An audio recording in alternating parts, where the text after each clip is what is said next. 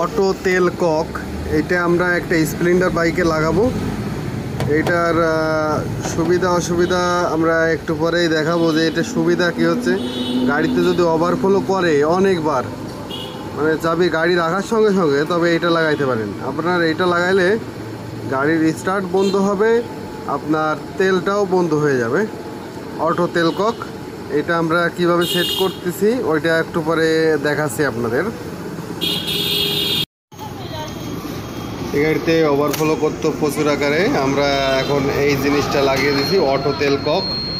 এই গাড়িটাতে এখন আর ওভারফ্লো করবে না।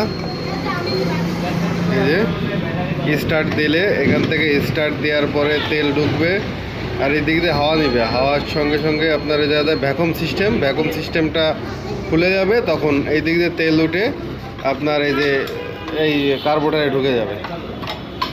ঠিক আছে, এখন আর ওভারফ্লো করবে না। এটা একটা পুরনো স্প্লেন্ডার গাড়ি, দেখতে পাচ্ছেন ট্যাঙ্কির কি অবস্থা। ট্যাঙ্কির অবস্থা দেখলে বোঝা যাচ্ছে গাড়িটা অনেক পুরনো। যদি কোনো গাড়িতে ওভারফ্লো করে তবে আমার কাছে আসতে পারেন আপনারা, এভাবে আপনাদের এই অটো সেন্সার লাগিয়ে ঠিক করে দিতে পারি। এই জিনিসটা খুবই ভালো সার্ভিস দেয়।